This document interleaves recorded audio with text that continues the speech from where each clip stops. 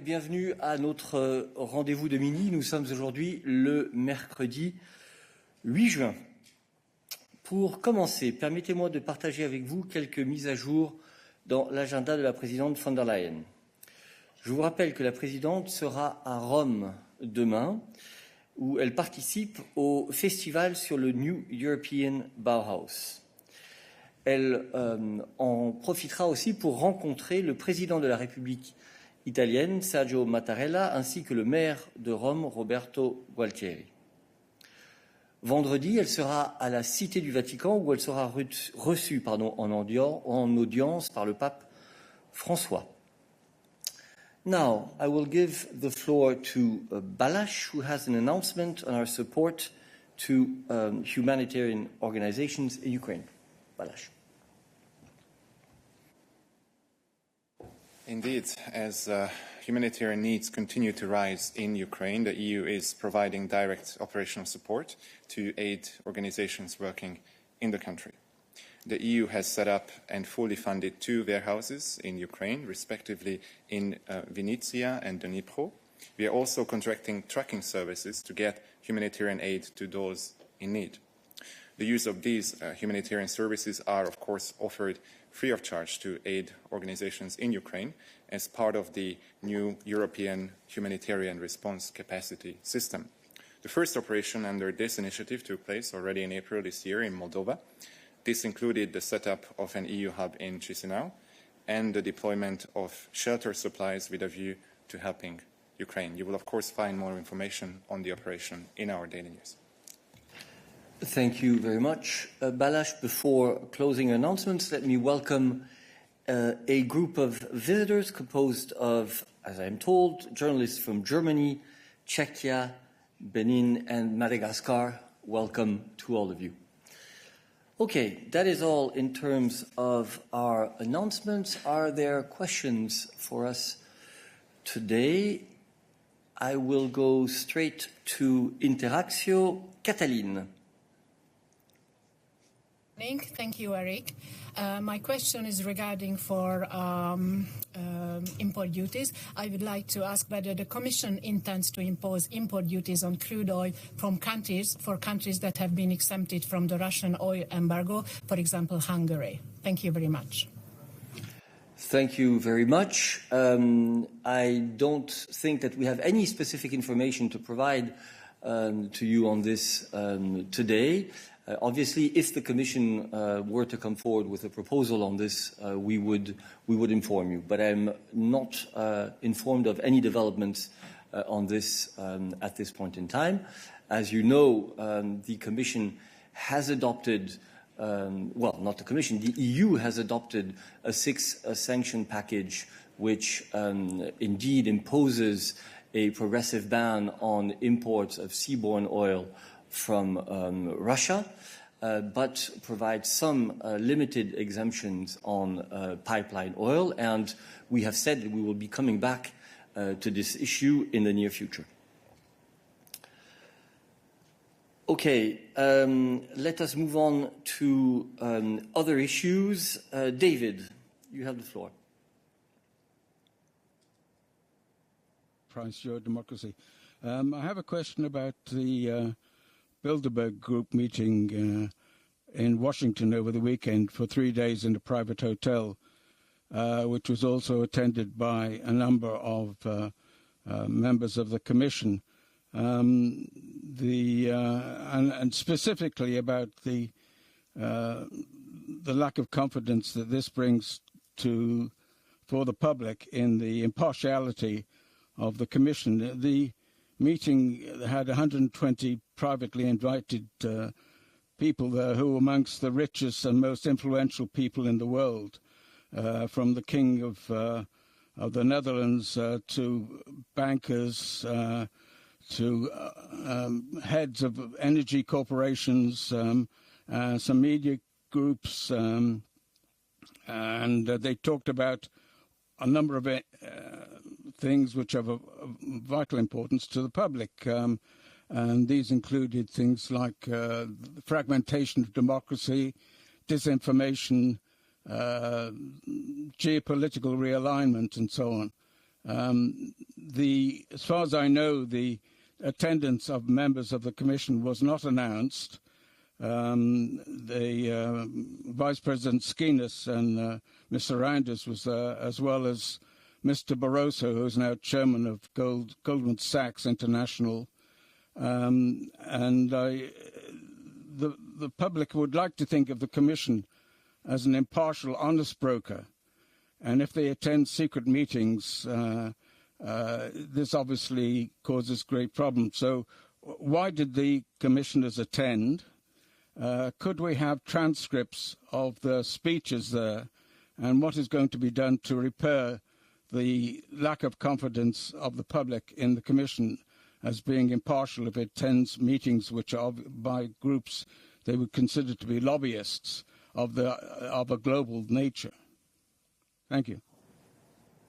Thank you very much, David, for this extensive question. Well, the first thing to say is that, as you are fully aware, meetings that are attended by commissioners have to be put on the commissioners' public calendars, if I remember well, within 15 days of the meeting having taken place.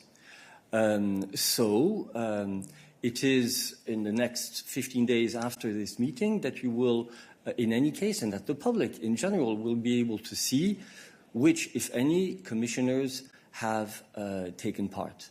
I'm not aware of the exact list of commissioners who would have attended. I take note of what you say, but this is not information I have at my fingertips. But it is simply completely misconstrued to say that because a meeting is not announced in advance, it is a secret. The fact is that the obligation that lie on commissioners to publicize meetings is after the meeting has taken place. Of course, in certain instances, we choose, and this is a choice on the part of the Commission or of the members of college concerned, to publicize a meeting beforehand, but there is absolutely no obligation to do so. So that's the first point. The second point is I'm not going to go into any of the comments that you have made on the nature of the meeting, but let me remind you that commissioners are free to attend all sorts of meetings with all sorts of stakeholders. This is the nature of their job, actually. This means that they have the opportunity of meeting people from different horizons to discuss all sorts of issues. So to represent it the way you have done is simply a complete misunderstanding of the nature of the work of members of the college. So, David, you have a follow-up. I would ask you to be short, please. Yes, thank you. Just to clarify, my word, the secretive is related to the fact that none of the outcome of the meeting is announced or publicized, and even the media, the journalists who attend, do not give reports. So it's like having a secret meeting, a closed-door meeting. It's closed door with lobbyists, and that was my point. And therefore, it should be a normal meeting where the lobbyist is announced and there's a readout normally of what takes place. In this case, we had 120 of the world's most powerful people involved. Yeah, thank you very much. Well, if the organizers, if you have an issue with the way the organizers have reported on the meeting, I would ask you to take that up with them. And if your journalist colleagues go to such events and then don't publish anything, certainly it's not something that the Commission can do anything about. Okay. This issue now having been dealt with, let us turn to other issues, and I give the floor to Luis. Bonjour. Ma question, c'est par rapport à la proposition sur l'énergie de l'Espagne et du Portugal qui doit être approuvée par la Commission européenne. Il fera déjà 3 semaines que la loi au moins en Espagne a été approuvée Elle a été déjà envoyée à la Commission européenne. Donc, ma question, c'est pourquoi il y a cet retard, cette approbation, s'il y a un problème avec l'autre État membre qui est Portugal, qui doit aussi envoyer la proposition, et si on peut attendre que cette proposition soit approuvée cette semaine. Merci. Merci beaucoup. Je passe la parole à Ariana sur ce sujet.